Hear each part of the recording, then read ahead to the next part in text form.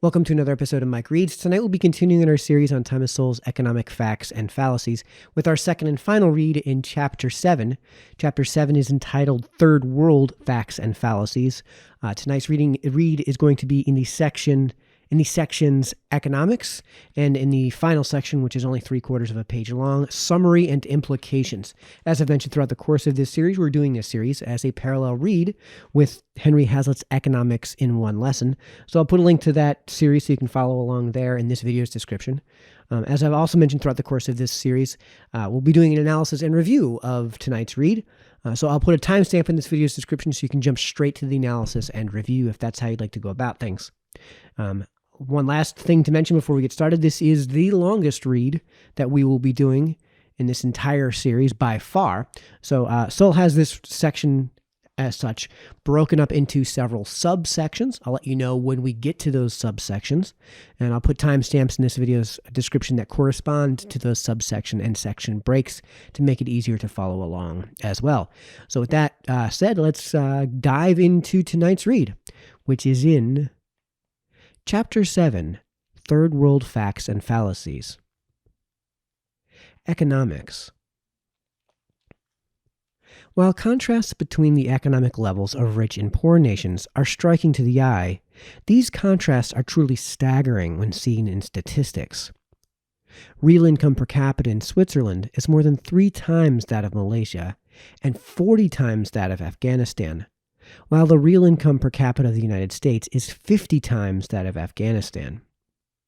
There are more than half as many automobiles owned in Germany, Switzerland, and Canada as there are adults and children in each of these countries, while in Ethiopia, only 1 person out of 1,000 owns a car. The list of wide disparities goes on and on. However, some of these statistics need to be taken with a grain of salt. In many third world countries, much, if not most, of the economic activity takes place quote-unquote off the books, because red tape and micromanaging laws and regulations make it too costly to do business legally. In India, for example, it has been estimated that only 10% of the country's working population work in the formal or legally recognized sector. Even aside from that, per capita income data are often not comparable because populations differ greatly in age between third world countries and more prosperous countries. The median age in Germany, Italy, and Japan is more than 40, while many third world countries from Angola to Zambia have median ages below 20. Not only do young people usually earn less than middle-aged people, in countries around the world, much production in higher income countries goes to deal with the special problems of older people. More than 1/4 of the populations of Germany, Italy, and Japan are more than 60 years old. The additional production of things needed to cope with the infirmities of age, crutches, walkers, and medications ranging from Geritol to Viagra, make older people better off than they would be without these aids, but not better off than young people who did not need them. If there were some feasible way to make adjustments in the data to take account of all such things, the statistical differences between more prosperous nations and poorer nations would then more accurately reflect the differences in real standards of living. The differences would still be there, but not as extreme as the statistics make them appear. Since all countries were once at least as poor as third world countries are today, what needs to be explained is not poverty, but the creation of wealth, and the things that increase or decrease the ability to create wealth. Law and order. One of the common denominators of prosperous times and places has been law and order. Put differently, times and places where it has been difficult to establish law and order have seldom prospered. Sometimes geography has been the problem. Mountainous regions have often been lawless regions, simply because the cost of providing police or military control in isolated and thinly populated areas is often so much more than the cost of establishing and maintaining control in lowland plains. Wherever government authority breaks down for whatever reason, as in Western Europe after the collapse of the Roman Empire, Economic stagnation or even retrogression is seldom far behind. It has been estimated that it was 1,000 years after the collapse of the Roman Empire before the standard of living in Europe rose again to the level it had achieved in Roman times. The same thing can be seen on a smaller scale in American black ghettos, where the devastating riots of the 1960s not only destroyed existing businesses, but kept out many new businesses for more than a generation since then.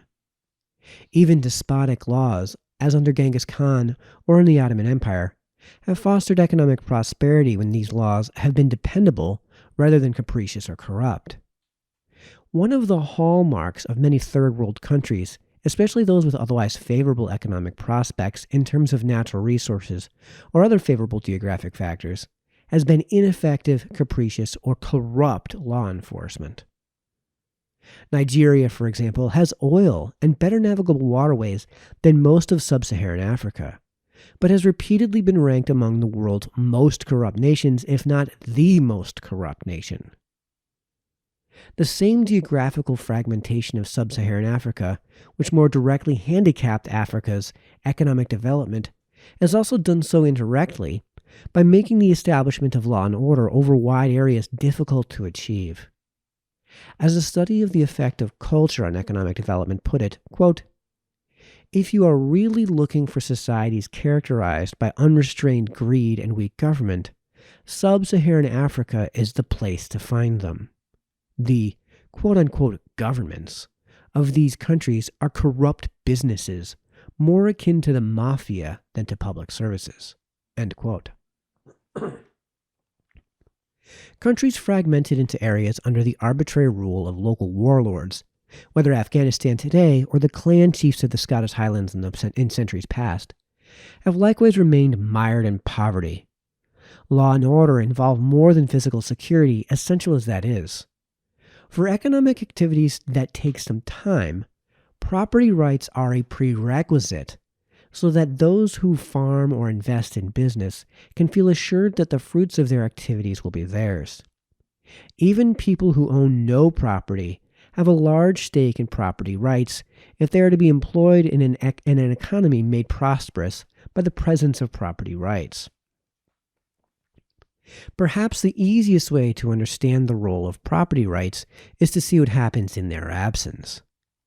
Even in countries where property rights have not been formally abolished, the cost of legally validating ownership of a home, a farm, or a business may be prohibitively expensive relative to the average income level in a given country.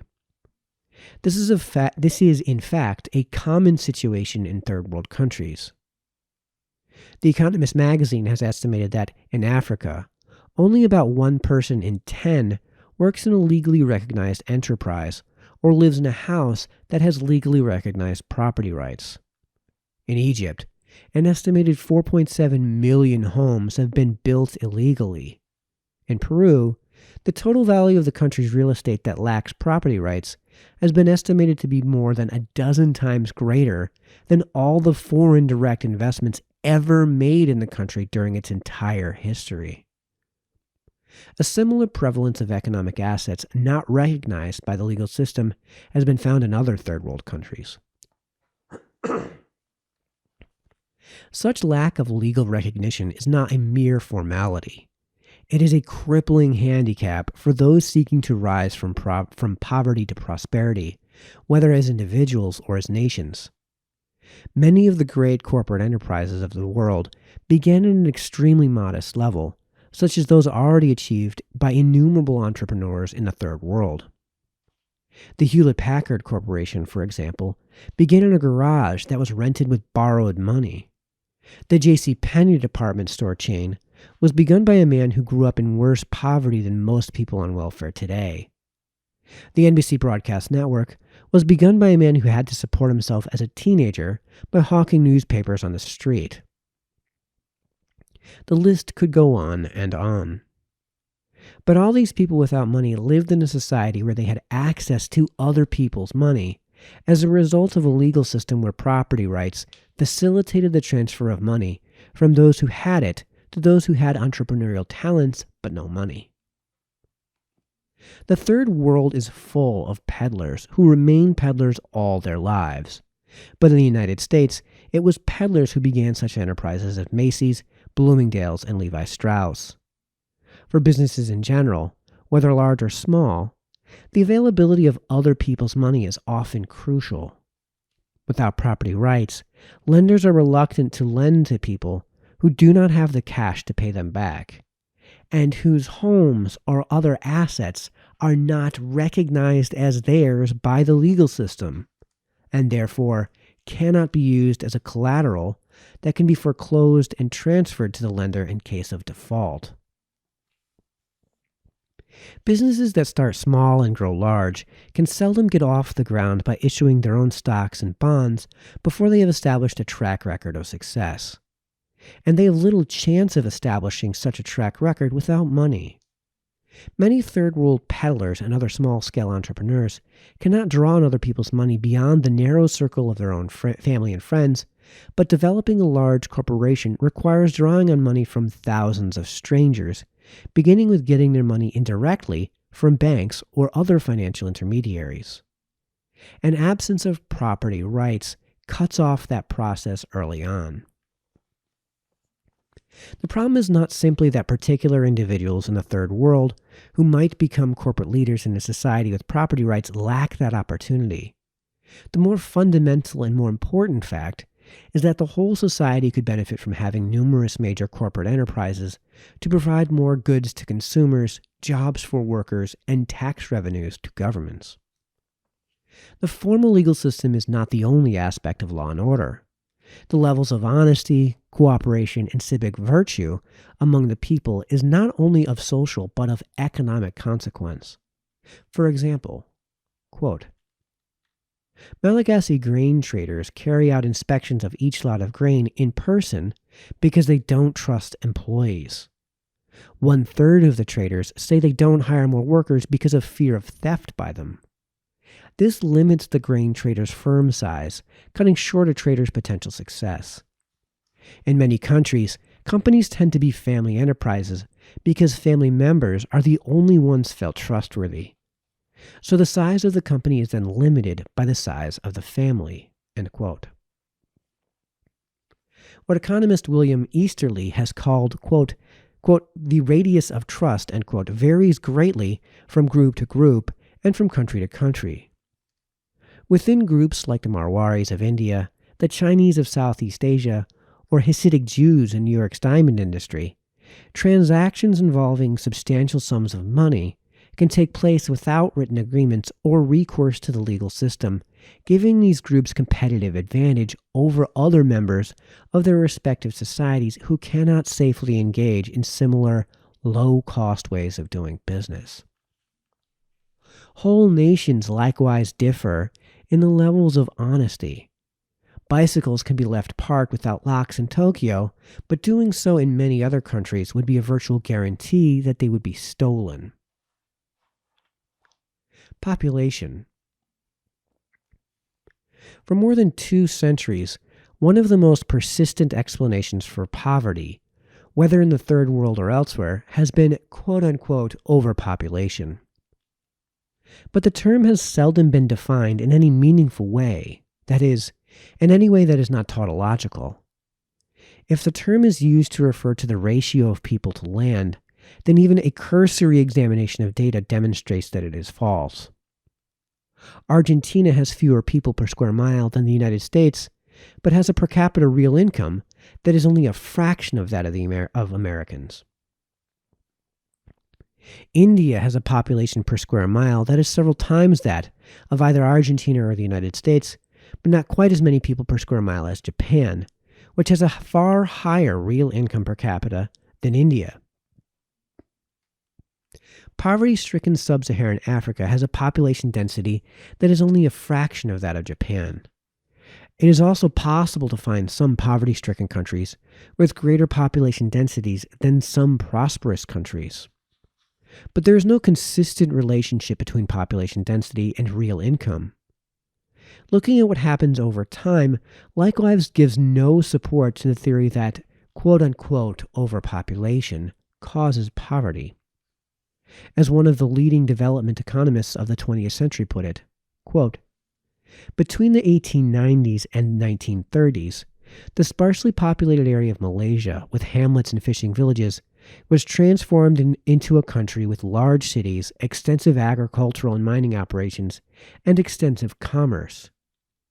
The population rose from about 1.5 to about 6 million. The number of Malays increased from about 1 to about 2.5 million. The much larger population had much higher material standards and lived together longer than the small population of the 1890s. Since the 1950s, rapid population increase in densely populated Hong Kong and Singapore has been accompanied by larger increases in real income and wages. The population of the Western world has more than quadrupled since the middle of the 18th century. Real income per head is estimated to have increased by a factor of 5 or more." End quote. Although advocates of the quote-unquote overpopulation theory argue that rising population threats to create more poverty, virtually no one can provide examples of countries that had a higher standard of living when their population was half of what it is today. Various desperate expediencies have been used to try to salvage the quote-unquote overpopulation thesis, beginning in Malthus's time and continuing to today.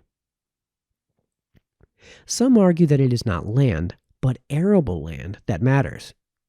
However, changing the calculation to arable land merely adds more complication without changing the result. Nor will changing the criterion from land to natural resources in general yield much different results.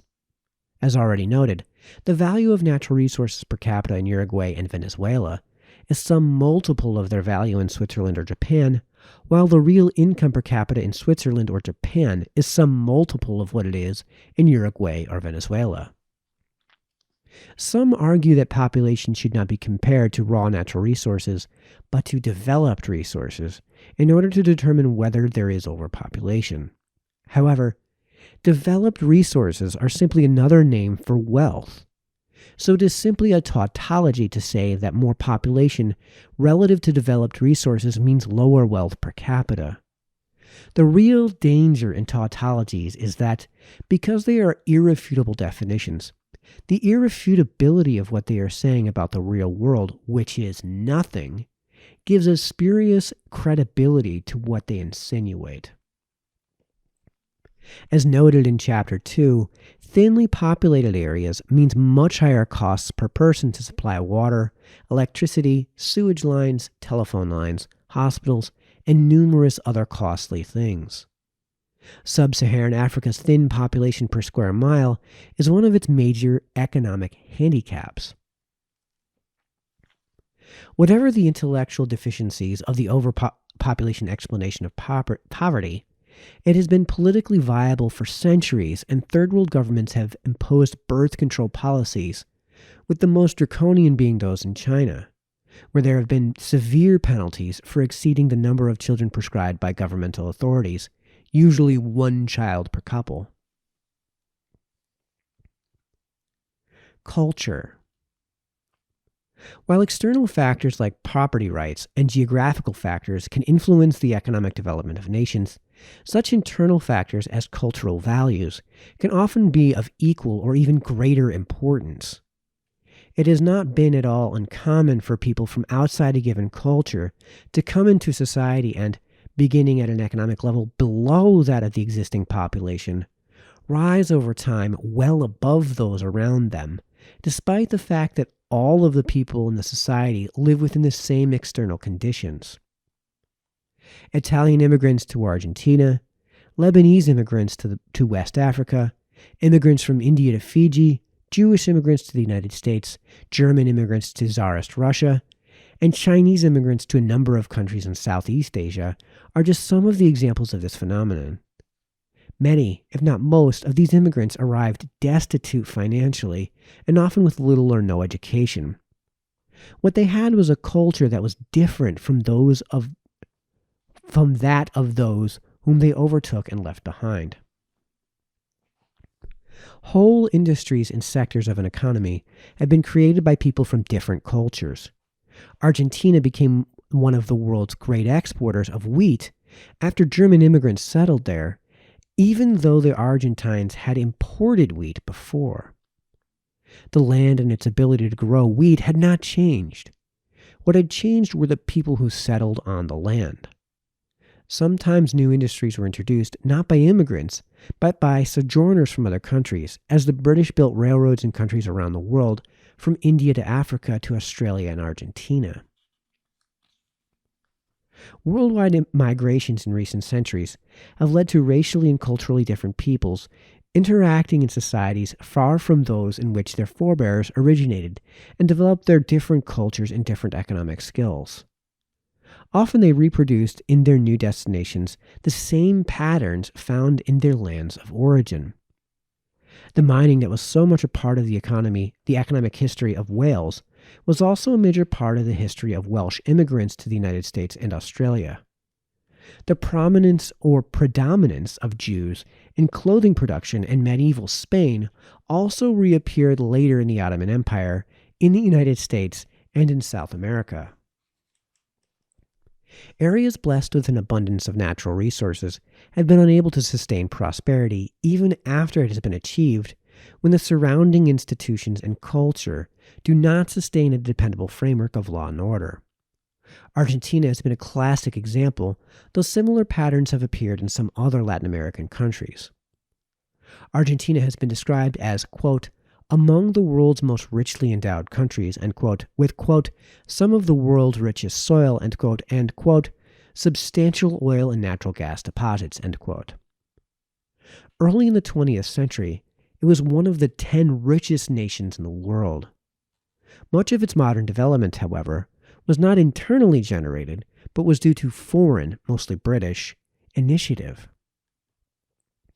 The rise of nationalistic and ideological politics, especially under the charismatic leadership of dictator Juan Perón, led to a decline of foreign investment in Argentina from a high of 48% of all investment in 1913 to just 5% by the 1950s. Counterproductive domestic political and economic policies marked Argentina's fall from the ranks of the most prosperous nations. As one study put it, quote, the countries with which Argentina was grouped in terms of economic progress early in this 20th century have attained per capita GNPs generally 4 or 5 times Argentina's, and virtually all of them are viable democracies, end quote. By the end of the 20th century, Argentina's economy and monetary system had collapsed, leading to widespread use of barter. Despite some recovery from that low point, Argentina's gross domestic product per capita in the early 21st century was 1/10 that of the United States. Since the countries which have achieved the kind of prosperity common in Western Europe, North America, or Japan remain a minority among nations of the world, it is the coming together of numerous factors favorable to economic development which requires explanation, rather than the fact that the majority of nations have not been equally fortunate. The fact that most of these prosperous nations took centuries for all these factors to come together underscores the rarity of these achievements. Transplanted European societies such as the United States, Canada, and Australia began their lives in new lands with a legacy of already developed cultures favorable to economic development, rather than having to spend centuries developing such cultures on their own. The fact that earlier leaders in economic and other development, such as China and the Ottoman Empire, lost their leadership and fell far behind their new leaders likewise indicates what a combination of favorable circumstances is required, and how economic prosperity can be lost if vital parts of that combination are lost. Resistance to the idea of internal reasons for differences among individuals, groups, or nations has been as widespread and desperate as it has been fallacious. One academic, for example, said that Jews were fortunate to arrive in America just as the garment industry was about to take off, ignoring the possibility that it was precisely the arrival of Jews that led to an upsurge in the garment industry, as their arrival in other countries had done. This widespread refusal to countenance the very possibility that factors internal to particular peoples have had an influence on their economic condition has been expressed in claims that such beliefs are just quote-unquote stereotypes, which are quote-unquote blaming the victim, in the case of poor individuals or nations. So strongly have such views been held that those who have them have not hesitated to dismiss first-hand observations in favor of general presumptions by others like themselves, even when they have neither seen nor studied the people concerned. Such views have affected not only how the past has been seen, but also what policies have been advocated for the future, especially the advocacy of foreign aid programs for third world countries. Because foreign aid in the form of the Marshall Plan was so successful in Western Europe after the Second World War, many have argued that it would have similar benefits in the Third World. The failure of massive amounts of foreign aid to create any comparable economic development in most of the Third World has not dimmed the luster of foreign aid in the eyes of those who refuse to re-examine the assumptions on which it was based. Yet there is nothing mysterious in those failures when the different cultures are taken into account. Post-war Western Europe had suffered devastations as a result of the war, but what had not been destroyed was the knowledge and culture which had in the past industrialized Europe and led the world into the industrial age. Foreign aid saved the people from starvation and helped rebuild the physical surroundings, but the crucial knowledge and culture were already there. In much of the Third World, the physical surroundings are intact, but that same base of knowledge and culture has yet to be built. Exploitation. Perhaps the most famous and most influential explanation of economic differences between rich and poor nations was V.I. Lenin's imperialism. It was a masterpiece in the art of persuasion, for it convinced many highly educated people around the world, not only in the absence of compelling empirical evidence, but in defiance of a large body of hard evidence to the contrary.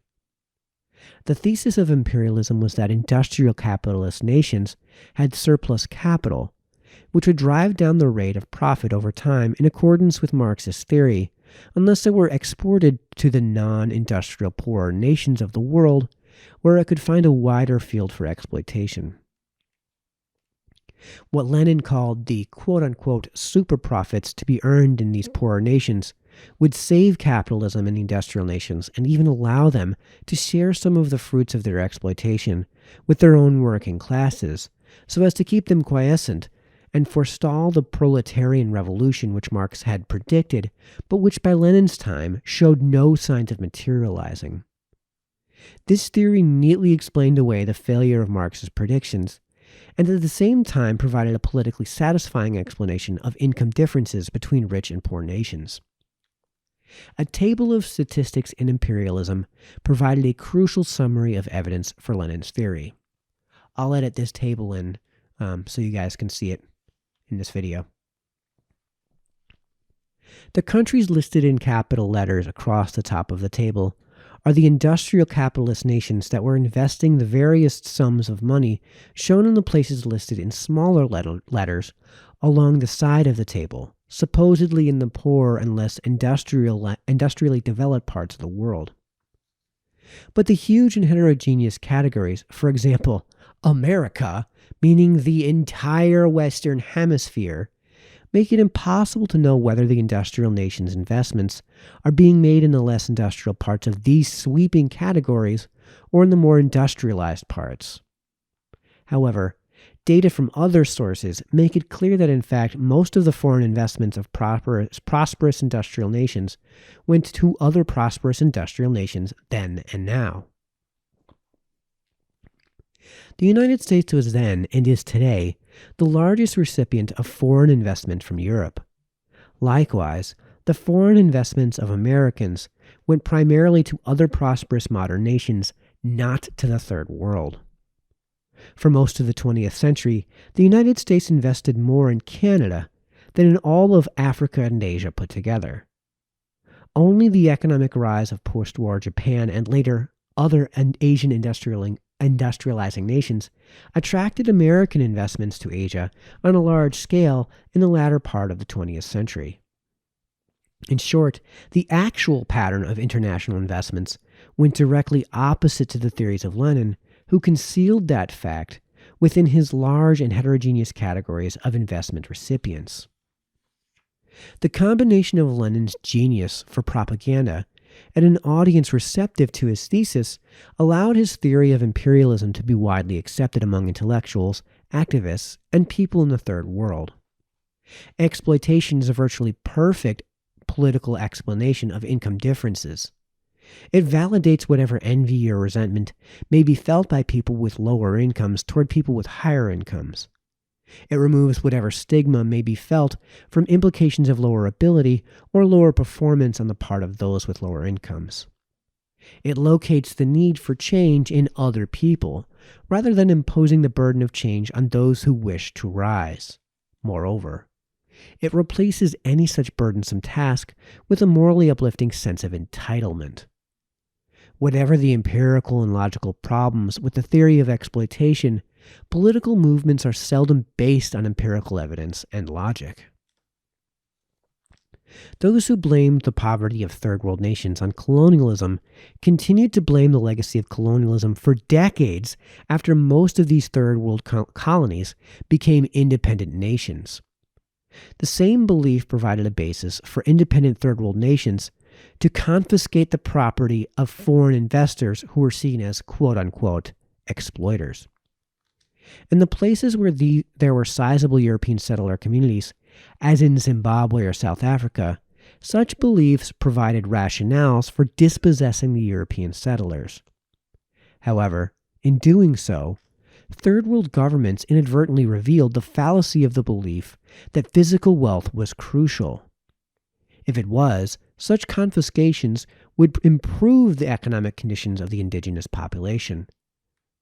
But if it was the internal knowledge, skills, and cultural patterns which produced prosperity, then the transfer of physical wealth from those who had the necessary knowledge, skills, and cultural patterns to those who did not would have very different consequences.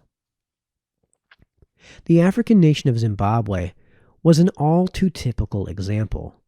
Zimbabwe repudiated the last remnants of its colonial past in the early 21st century by dispossessing white landowners, with these results, as reported in the New York Times. Quote, "For close to 7 years, Zimbabwe's economy and quality of life have been in slow, uninterrupted decline.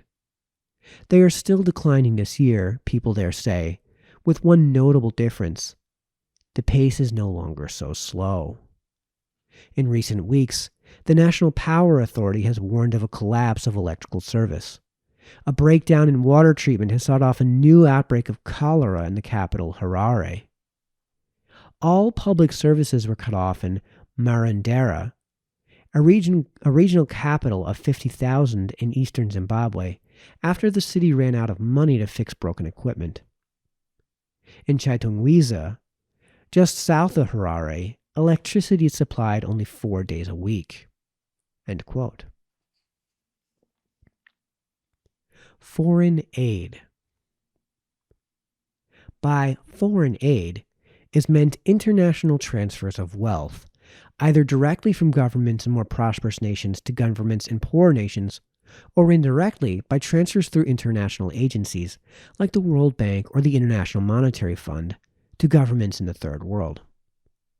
Whether such transfers will in fact turn out to be an aid to the economic advancement of the poorer countries is an empirical question rather than a foregone conclusion. Both journalistic anecdotes and scholarly studies often show vast amounts of money being transferred to third world governments without producing any significant economic growth, and, in some cases, there are actual declines in real incomes in the wake of grandiose projects financed by foreign aid. This should not be surprising. There is no more reason to expect automatic benefits from wealth transfers through international agencies than from wealth transfers through internal confiscations, as in Zimbabwe. The incentives facing those disbursing the aid and those receiving it seldom make economic development the criterion of success. The indicator of success for the aid agencies is how much money they transfer, which is readily visible to the media and to political leaders, while the actual results of these transfers are far away in both space and time. When Robert McNamara was head of the World Bank, for example, he announced, quote, "We proposed to double the bank's operations in the fiscal period 1969 to 1973 compared to the previous 5-year period, 1964 to 1968. That objective has been met." End quote. As for the recipient governments, their objectives have been met when they receive the money. The ability of the international aid agencies to monitor, much less control, the spending of the money they transfer is very limited. Nor do they have strong incentives to withhold money from third world governments that have used that money ineffectively, counterproductively, or even corruptly. They certainly have no incentives to advertise the disasters they have financed, as that would call into question their own institutions and foreign aid in general.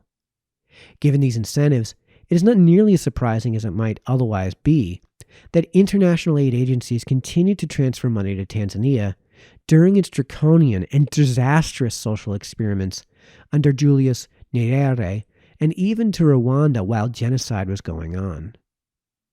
As late as the 1970s, foreign aid was still being transferred to the despotic governments of oil-rich Saudi Arabia.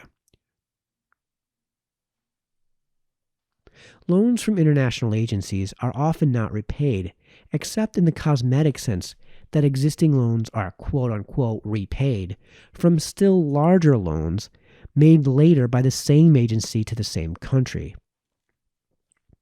Under the imposing but uninformative title of quote-unquote structural adjustment loans, the World Bank and the International Monetary Fund, between them, gave the Ivory Coast 26 quote-unquote structural adjustment loans during the decades of the 1980s and 1990s, while per capita income declined and the country collapsed into civil war. New loans to pay off old loans were not unique to the Ivory Coast. In 2001, half the money lent by the International Monetary Fund was to nations that were long-time borrowers. In short, what were called quote-unquote loans, whether by international aid agencies or by national governments like those of the United States or Britain, are in fact gifts of taxpayers' money to third-world political leaders. Calls for quote-unquote forgiveness of loans to third-world governments are frequently heard and heeded, as if rewarding financial irresponsibility by officials doing the borrowing is going to lift poor countries out of poverty. Implicit in much that is said about foreign aid is the assumption that such gratuitous international transfers to third world governments are crucial to a country's rise out of poverty. In reality, there is often far more wealth generated internally, including wealth created, quote-unquote, off the books, than what is available in the form of foreign aid.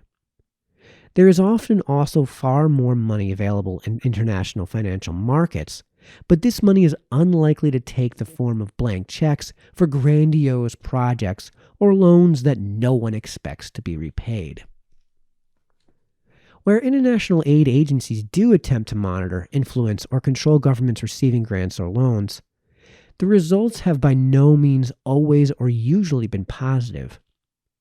Given the many economic problems created by central planning in countries like the Soviet Union, problems severe enough to cause even many socialist and communist governments to abandon central planning by the end of the 20th century, it should hardly be surprising that a method that has not worked when people were planning economic activities within their own country has not been notably successful when trying to plan for other countries around the world with a variety of languages, traditions, and cultures different from those of the aid agency officials. Nevertheless, those officials acquire a visibility and importance at home and abroad from the money they transfer, and so have incentives to promote increases in the money available as foreign aid, whether or not it achieves its ostensible purpose of raising living standards in the third world. The preference of many third world governments for foreign aid over such alternatives as using international financial markets to raise money or encouraging domestic entrepreneurs by relieving them of stifling red tape and bureaucratic control is understandable. Letting private markets operate, domestically and internationally, would mean relinquishing both power and lucrative opportunities to reward political supporters and for political leaders to take a cut of the money themselves. Humanitarian aid to third world countries in the wake of natural disasters like earthquakes, epidemics, or tsunamis has often been administered very differently from the way conventional foreign aid is administered. Humanitarian aid is often provided directly by international agencies like the Red Cross or by various agencies of the American or other foreign governments, rather than being channeled through third world governments themselves. Moreover, some of the most effective aid does not require huge spending per capita. It has been estimated that medicine which would prevent half of all deaths from malaria costs only 12 cents a dose. Such medicines, vaccinations of children, and other relatively simple and inexpensive measures can create a great amount of benefit in the third world. But their very ordinariness and inexpensiveness makes them less likely to attract the kind of attention that is valued by politicians and bureaucrats. Foreign aid survives not only in the self-interest of those administering the transfers of money and those receiving it. It survives on the assumptions of many in the Western world that the fundamental problems of poor countries are external and can be cured by transfers of external wealth. But many poor countries already have ample internal wealth in the form of natural resources that enable some of them to lead the world in production of things like gold, copper, or rubber. Often poor countries also have many entrepreneurial people, including minorities like the overseas Chinese in Southeast Asia or the Lebanese in West Africa. India, for all its poverty, has for more than a century been exporting people who have risen from poverty to prosperity virtually everywhere they settled around the world. There have been poor countries such as Argentina that were once among the most prosperous in the world. What then is lacking? Some who have studied less developed countries have pointed out that it is hard to find a well-governed poor nation. What is far more common is to find poverty-stricken countries that are among the most corrupt in the world, for example, Nigeria, Haiti, Bangladesh, and many others.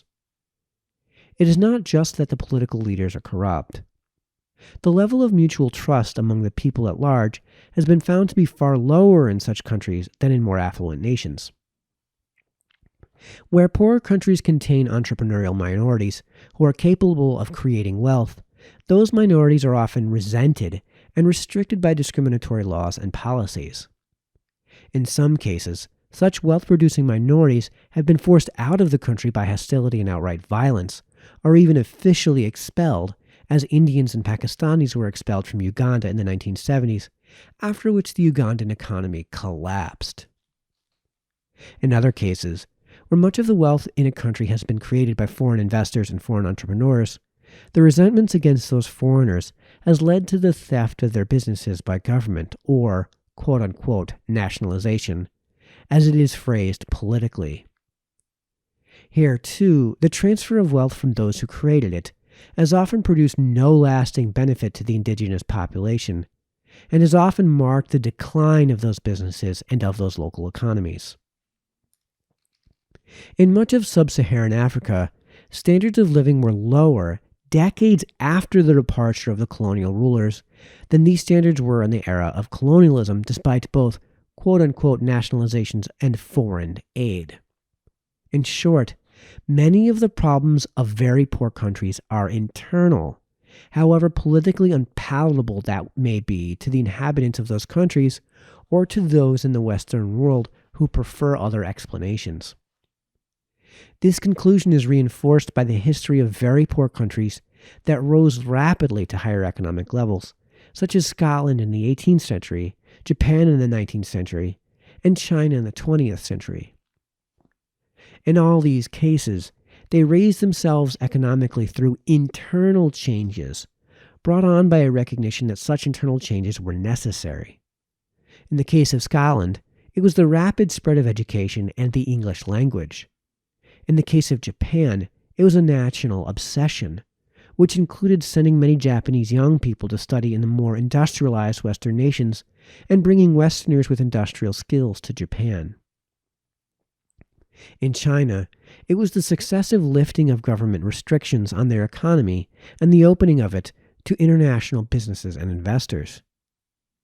In none of these cases were there massive government-to-government transfers of wealth.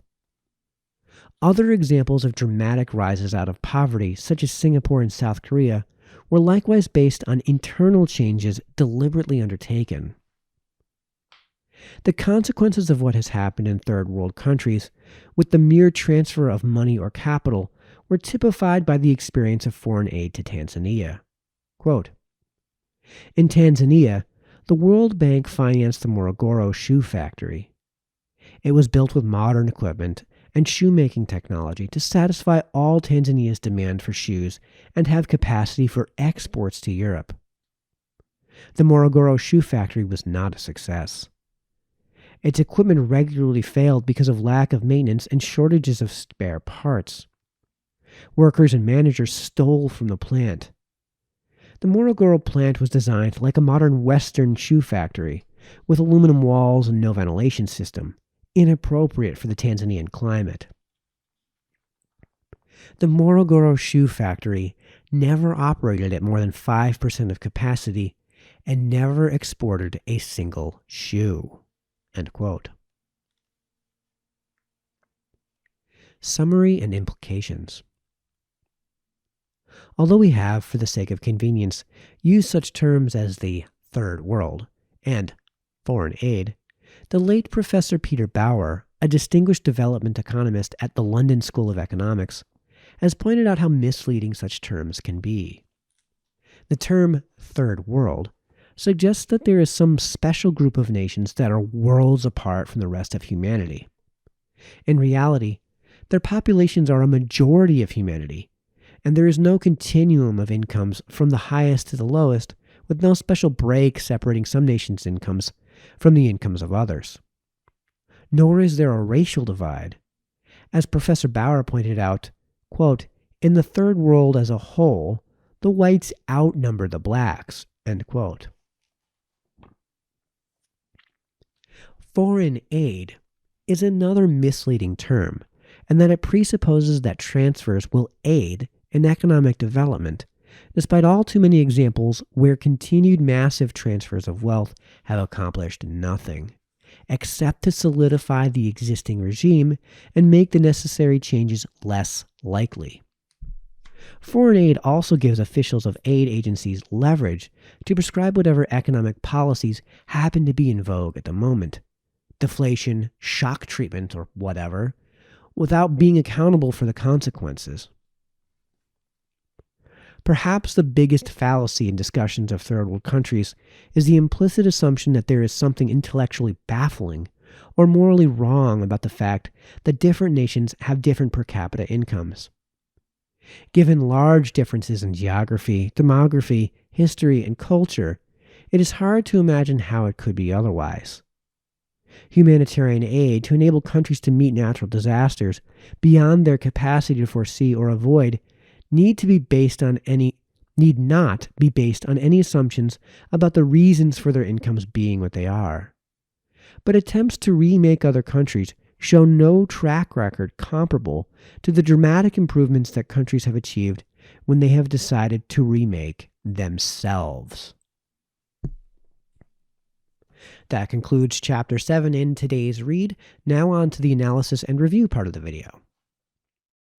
All right, welcome to the analysis and review part of the video. So I want to start off with just clarifying a quick point before we get started. At the beginning, Sowell introduces a point about statistics. This is more of an aside than anything important to the actual meat of what we read in these two sections. So for anyone who's confused at all about it, or anyone who says that's kind of an odd thing to say, just remember it's kind of like a statistical aside, like a caveat before we get into what actually matters. It's something he goes into for all of about 2/3 of a page in what was today's read, which was like 20 pages long. So just remember that's just an aside before we get into that. So before we get started with the actual lesson, remember the main lesson to learn throughout basically all of economics. And this is kind of a point that Sowell tries to hammer home in this chapter. And it's a point that he tries to reiterate in a lot of his other works.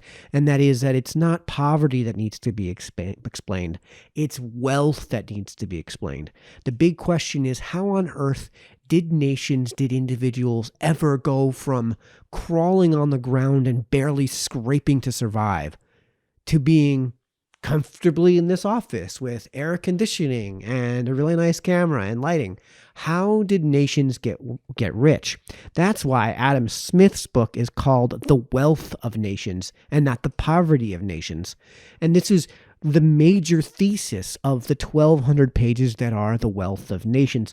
I'll link to in this video's description to that series, so you can check that out too. But that was the entire point of that book, and the entire point of calling the book The Wealth of Nations. I read that on this channel. Like I said, I'll put a link in this video's description to that series, so you guys can join in there if that's how you'd like to go about things. So there's a point that he makes here at the beginning, and that is that crime begets poverty, not the other way around. So you've often heard that the root of all crime is that people are poor. That's not true. It's crime that causes poverty, not the other way around. A very poor country will never be anything other than poor unless you get rid of the crime. And if you get rid of the crime, then the people who are still poor have now the opportunity and the potential to actually become wealthy. It's, in this case, you have to take the pre-existing natural state, which is poverty and which is criminality, right? So if you can imagine an anarchistic state from 10,000 years ago, right? You have people who are, spear hunters trying to killing everything in sight that they possibly can and barely surviving, who are also just killing everything in sight, which means other human beings and barely surviving because there is no law and order. So in order to escape the natural state, which is this lawless, anarchistic, poverty-stricken way of living, you need to add on to that law and order. Law and order is something that is, again, a prerequisite for growth into the world of wealth. So poverty plus crime and lawlessness is the natural state. Now you have to add something to the natural state, that is law and order. In this case, like I said, if you've ever heard somebody say, oh no, what you need to do is take criminals and give them money. No, that's not how this works. So we will come back to that idea later on in this review. The other thing is that he mentions is that, and this is a seminal point, and I would say this is largely the seminal point of this read, but the main point of this read is coming soon, and that is that private property rights are a prerequisite for economic prosperity. Thomas Sowell explains this on explains it on page 200. For economic activities that take some time, private property rights are a prerequisite so that those who farm or invest in business can feel assured that the fruits of their activities will be there. So in what that means is that if I actually do something, then the fruits of that thing are something that I can be secure in the fact that it is going to actually be mine, that I will be able to retain the fruits of my own labor, that my own human capital will be my own. And this is the basis of capitalism, is that the individual has sole sovereignty over their own human capital. Even people who own no property have a large stake in property rights if they are to be employed in an economy made prosperous by the presence of property rights. Now, why is that the case? Why is that the case? But all these people, as he says in page 201, but all these people without money lived in a society where they had access to other people's money as a result of a legal system where property rights facilitated the transfer of money from those who had it to those who had entrepreneurial talents but no money. So it's possible to have private property rights and not ever have a nation get rich, but it is a prerequisite. You need to have that in order for the door to be able to be opened into the world of wealth. You cannot resolve all of the problems that I just elicited without the existence of property rights. And what that really comes from is the notion that you cannot have wealth until you have what were these English Enlightenment ideas and values that wound up spurning the economic growth that went hand in hand with the Industrial Revolution. This is why the Industrial Revolution, by the way, happened in 1750, not 750 or 2750. Excuse me.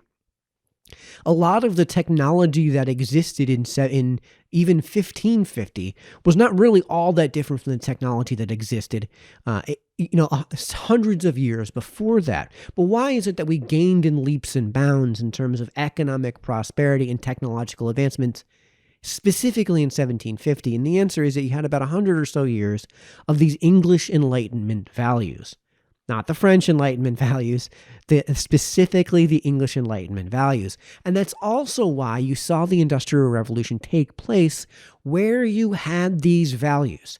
It began in, for all intents and purposes, England, where yes, you had coal, but you had coal in hundreds of other countries around the world. Today, you can get coal out of just about any country. But why is it that so many of those countries are not industrialized? Why is it that the Industrial Revolution began in England specifically in the early to middle 1700s? And the answer is because of these values. You have to have things like the protection of private property rights and the sovereignty of the individual. These are a fundamental value and mandatory for wealth. Sowell explains further on page 201. Such lack of legal recognition is not a mere formality. It is a crippling handicap for those seeking a rise from poverty to prosperity, whether as individuals or nations. Many of the great corporate enterprises of the world began at an extremely modest level, such as those already achieved by innumerable entrepreneurs in the Third World. So not only is this good just for one person, as he mentioned in the previous quote that I mentioned, but all these people without money lived in a society where they had access to other people's money as a result of a legal system where property rights facilitated the transfer of money from those who had it to those who had entrepreneurial talents but no money. Not only does it guarantee that you will get to keep your things, it guarantees that you will have access to other people and all of their things because they get to keep their things. So it's important not only for your own good because you get to keep your things, but because you have a guarantee of trade. You have protection of the existence of modern contract law. And you can't have the existence of modern contract law in the way that we conceive of it today, again, without the notion of private property rights and ultimately the English Enlightenment values. And these English Enlightenment values would become the elements of culture that Sowell explains later on in the chapter. And it's these values that are the element of culture that separate the countries and individuals who wind up becoming wealthy from those who don't. So that brings us to the main topic of tonight's read, really, which is culture. So before we get into culture, we have to have a conversation on tautology, because he mentions this a few times and mentions it in the section on overpopulation. And it may not be clear exactly what he's talking about with the tautology. He's not talking about the logical tautology, which is something like A equals A. It's not the mathematical sense of tautology.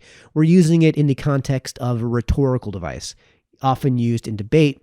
In this case, the tautology is useless because it is a self-definition. It is a definition which is almost circular in its definition because what we can glean from the definition is useless. So in this case, overpopulation is a state.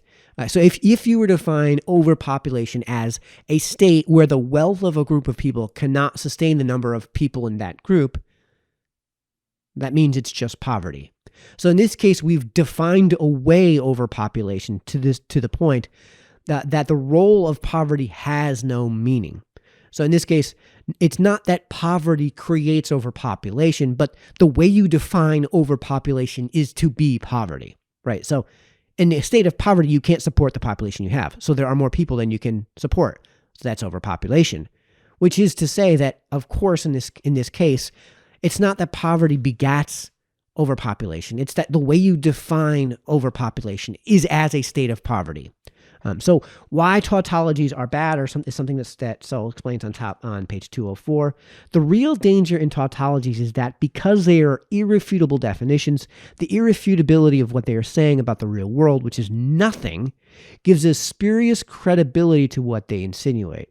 I'll have to do a series on my other channel on Mott and Bailey, because basically what this creates is a Mott and Bailey. Whereas you can operate in the area of the Bailey, and then when somebody says, wait a minute, that makes no sense, you just retreat to the Mott, which is a definition that no one can disagree with, but is clearly not the definition you mean, because we can see what the definition you mean is when you operate in the Bailey. Again, I'll have to go over Mott and Bailey in another video sometime. The wealth, in this case, it's the wealth that causes population growth in the first place.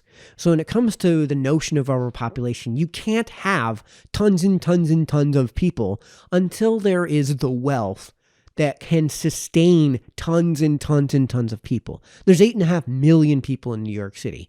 If you don't have a colossal amount of pre-existing capital and the existing, of course, cultural elements, and the existing, of course, a growth in that wealth, you can't survive. 8.5 million people can't live in those 5 boroughs.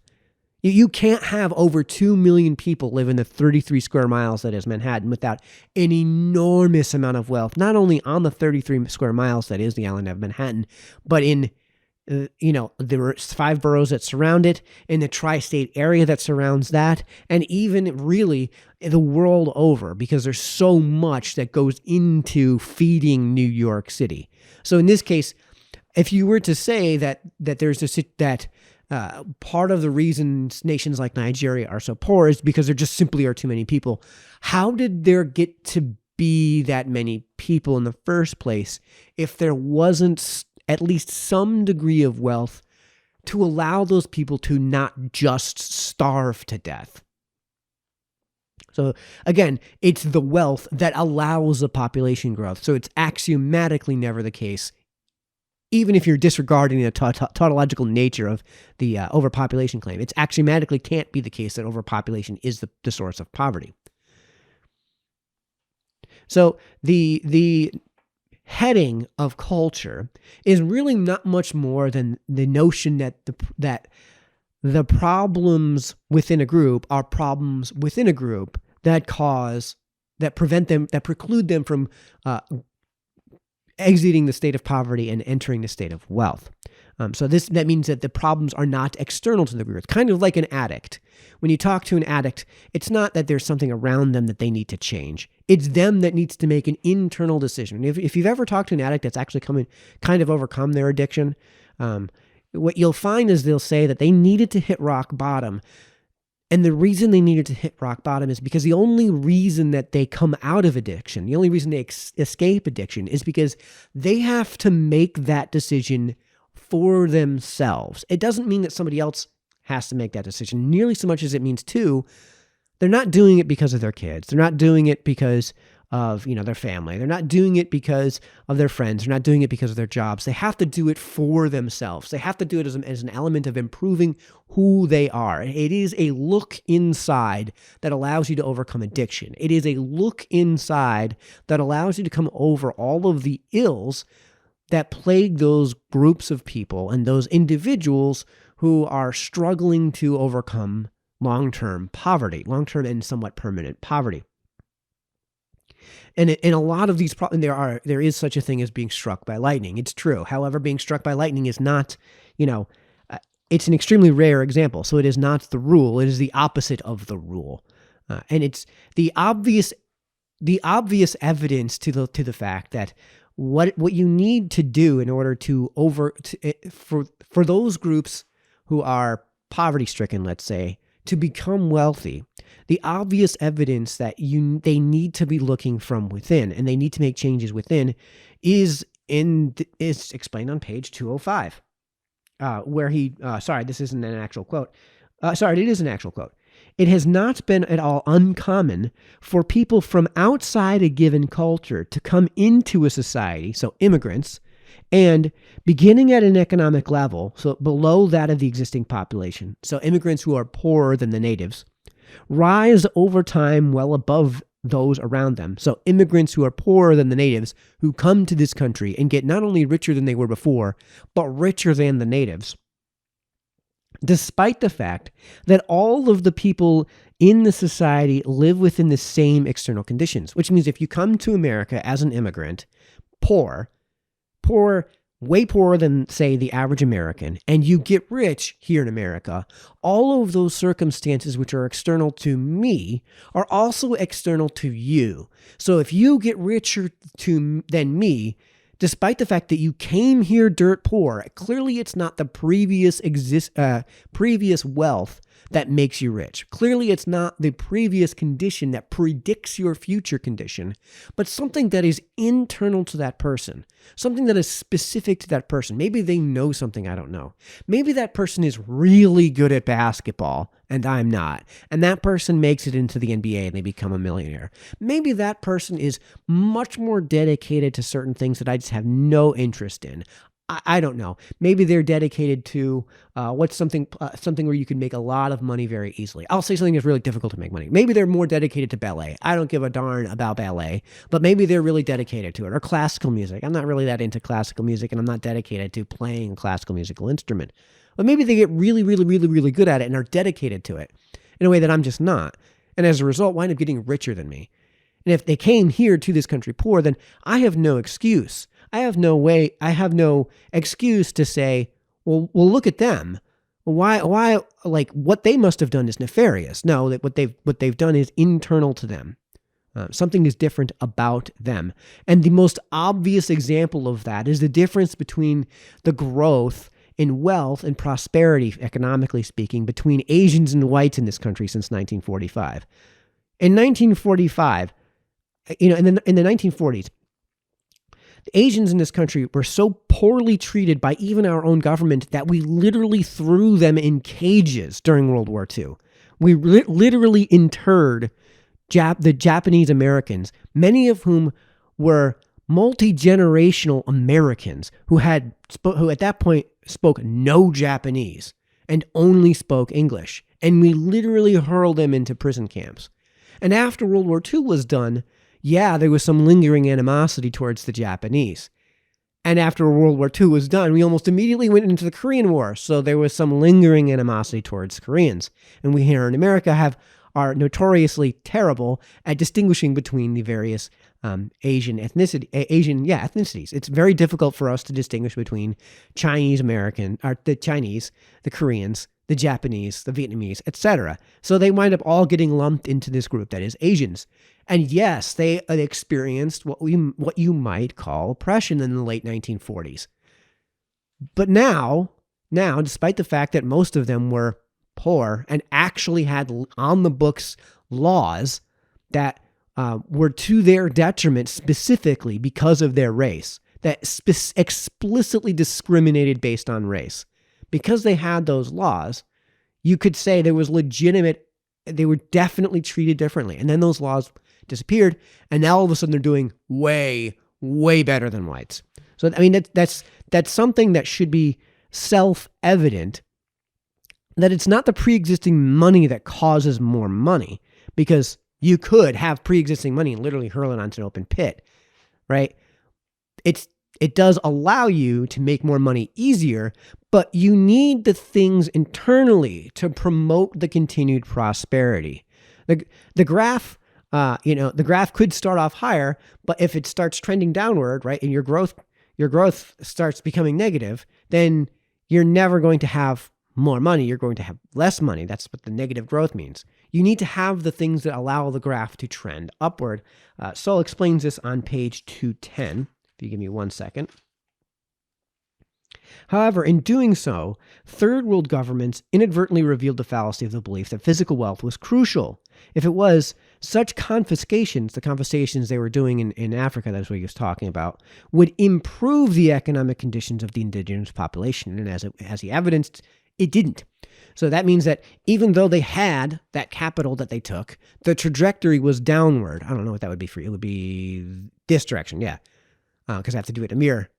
So yeah, so because the trajectory was downward, obviously it's self-evident in that case that it's not the pre-existence of money that caused the existence of more money. It's further self-evident in the fact that like we should be able to answer this fairly easily just from our own experience. What happens when you give a degenerate money? Well, now they're just a degenerate with money. Degenerates are gonna degenerate. So this is why so many people who play the lottery wind up in bankruptcy. What happens when you throw money into a lit fire? You have all of that money and you're throwing all that money into the lit fire. The fire is going to burn through the money just as quickly as that degenerate is going to burn through that money. It's part of why the people who win the lottery so often go bankrupt is because they're so economically illiterate that they play the lottery in the first place. People who are economically literate don't play the lottery. So if you were to just hand people who are economically very literate money, you would expect them to go bankrupt nowhere near as often as people who are so economically illiterate that they play the lottery. And this is the same thing is true with foreign aid. Just briefly, I'll give the example of Guatemala. I actually have done landscaping for about 20-something years now, which means I've learned to speak a little bit of Spanish along the way. I never took Spanish in high school or in any formal setting, but I've kind of had to learn the language, just from working with what are almost entirely Guatemalans. And what they've actually explained to me is what was surprising is they were actually huge fans of Donald Trump. And the reason they were huge fans of Donald Trump is because he cut off all of the foreign aid to Guatemala. And I asked, and I was kind of baffled. Really? You don't want them to have foreign aid? And they said no. And the reason that they gave me was a word that I learned, and that word was too much corrupción. So it was interesting that they were all so very happy with Donald Trump as a president, and that was a huge part of the reason. Their government was so corrupt, they didn't want the foreign aid. What I love about this chapter, as I get into a bit of a review here, is that the entire read basically self-evidently clearly debunks the transfer of wealth, socialistic economic policies. So it clearly, in showing that if you just give degenerates cash, what they're going to do with it is just set it on fire, because that's what they do because they're degenerates. They have to no longer be degenerates. First, you have to make them not degenerates. Right? First, you have to make countries that are S-hole countries, not S-hole countries, and then they can become rich. You have to change the thought process that goes on there before they could ever possibly dig themselves out. And then they actually have to dig themselves out. And when I say it clearly debunks communism, I mean communism and all of the other versions of communism that just go by another name. Anarcho-syndicalism, which is just communism by another name. In fact, the early Puritan settlers tried this communism, the anarcho-syndicalism or communism, whatever you want to call it. The early Puritan settlers tried this in Plymouth, and what they found was that these transfers of wealth didn't work at all. Just forcing everybody to throw everything into a pool and spread it around didn't work. Everyone starved. So in this way, the private property rights were the prerequisite to them surviving. Of course, they also had to learn how to actually work the soil in the area. But once they did, and once they had some private property rights secured, things completely turned around basically overnight. And this kind of naturally and nicely leads to the main lesson and whole point of the read, which is on page 215. In short, many of the problems of very poor countries are internal. However politically unpalatable that may be to the inhabitants of those countries or to those in the Western world who prefer other explanations. So if you do some independent variable control, what you will find is what we've been saying, and it's what Sowell has used data throughout the course of this and many other books to actually debunk. Speaking of which, one of my favorite parts of this read and why I like this read and this book so much is the way that he goes about debunking V.I. Lenin and his Marxist theory. So I know we're getting long in the tooth. This is also like the longest read the entire book, so you'll have to forgive me on the length of this analysis and review. I'm trying to do things from a 30,000-foot view here rather than nitpicking the specifics in this chapter, to hopefully save a little bit of time in this analysis and review. But I do love the debunking of V.I. Lenin and the Marxist theory. You need access to other people's money, which means that I'm not going to be taking my goods and exchanging those goods for nothing in these destitute countries. It's impossible to extract something from a country that has nothing. So of course the developed countries of Western Europe are going to be doing the overwhelming majority of their business with places like the United States and vice versa, because if I'm going to be sending something to Europe, I want to get something back of equal or greater value, or as Smith proved in The Wealth of Nations, what will be, if you have an actual market transaction, always something of a bit of greater value than what we sent out. So yeah, the main question, what exactly can you extract from a country that has nothing? So it was a long read, but man, I thought it was a great read, and it was really worth it. We are almost done with this book. We will finish the book in the next read, which is a very short read, in chapter 8, which is simply parting thoughts. So until then, this has been Mike, signing off.